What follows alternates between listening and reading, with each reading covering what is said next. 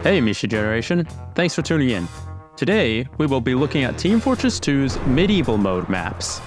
Medieval Mode is a term used to refer to maps that employ a special restriction of only allowing players to use melee and other medieval-era weapons. This, of course, completely changes how the game is played. And in this video, I want to analyze the different maps of this game mode and see how they measure up when compared against each other. I'll be judging the maps based on three factors: their aesthetics, their gameplay, and their memorability. How many maps will I be judging, you ask? 3 maps. Yes, we only have 3 maps for Medieval Mode. For most men, no maps at all. We are not most men. To make the list just a little bit more interesting, I will be judging Burghausen's 3 stages as separate maps, because the gameplay between each section can vary so wildly.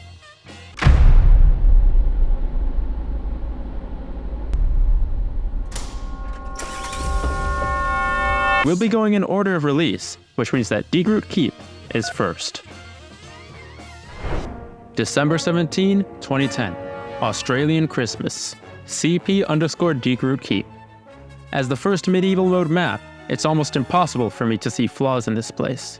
There's definitely a few odd things going on with this map, don't get me wrong, but because this map has become synonymous with the game mode, its problems have become features in my eyes. The gameplay centers around Blue Team besieging 3 control points, while Red tries to fight them back and prevent Point C from being captured before the round time ends. However, the map makes both defending and attacking incredibly fun by making it so that Point A and Point B must be captured before the gate of the keep is raised and Point C is able to be taken. It creates an environment where gameplay is dynamic and unpredictable, with teams having to make decisions of when to bolster their forces and when to spread out. And aesthetically, the map is incredibly immersive with the 10th century European estate it takes place on. Props, pickups, and even certain sounds were created specifically for this map. As if that wasn't enough, there's hints of a conspiracy here on the map too, with modern surveillance technology and evidence that suggests it may all just be a simulation of some sorts. Overall, it's one of the most enjoyable and memorable maps in the whole of TF2. S tier.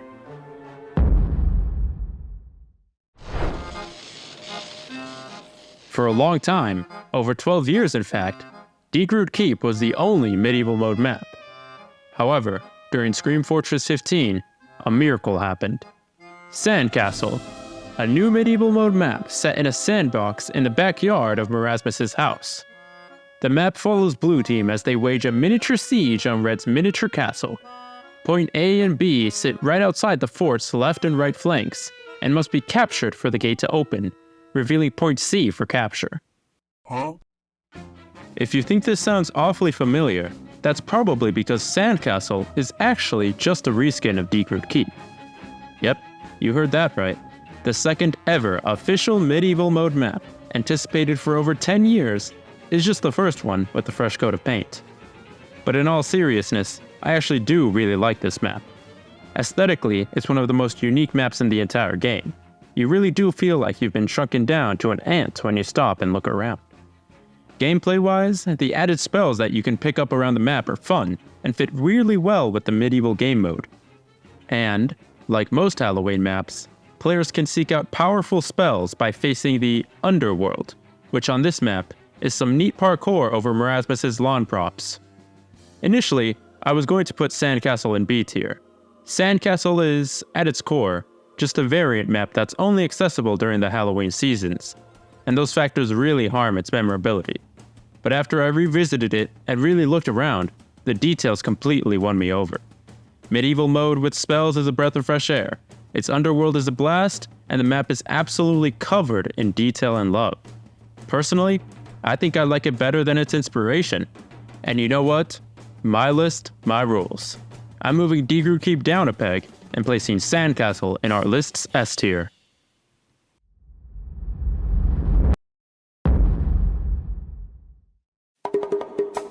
Just a year after Sandcastle, Valve blessed us with Christoph Gadget Manschwitz's CP_Burghausen.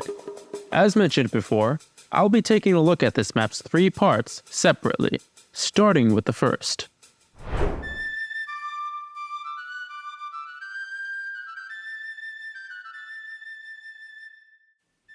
Point A.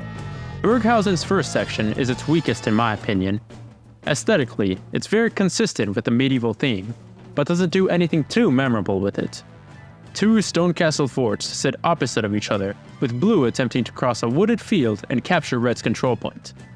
The point on this map is very accessible, but when you actually get on it, a sense of claustrophobia tends to set in. The walls are very close together, with enemies able to drop on you from either side instantly upon spawning.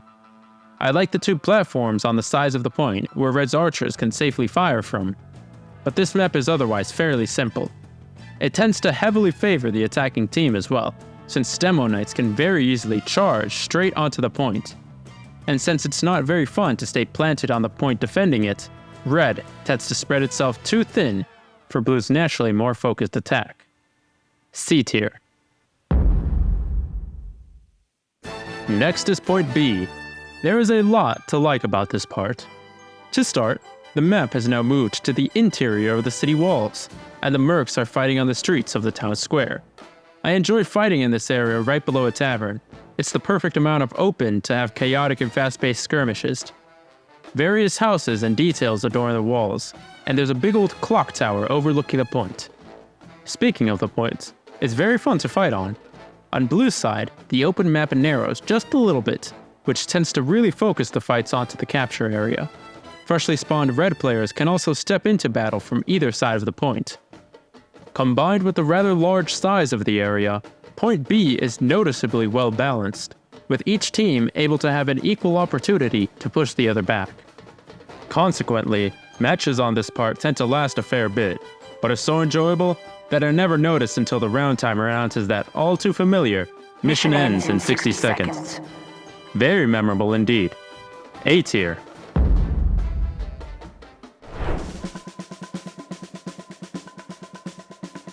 Finally, we have point C.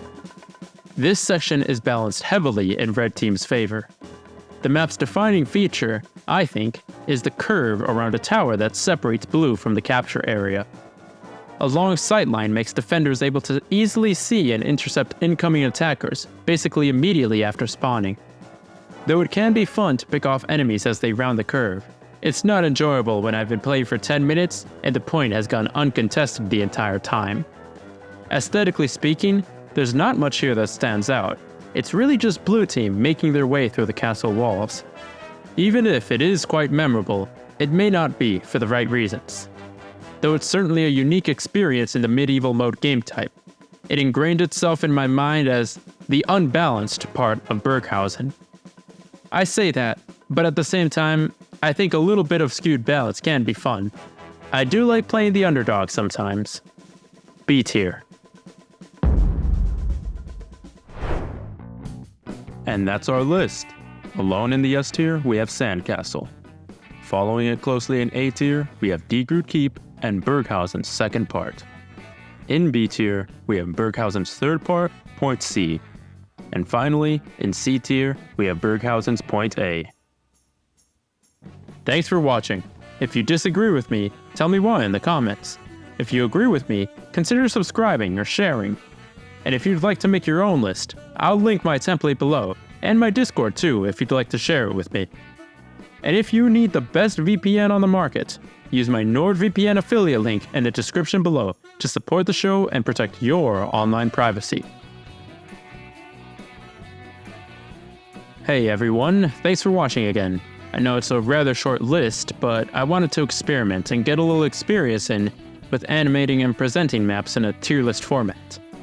If all goes well, I'll hopefully be able to get much bigger projects made, so look out for that.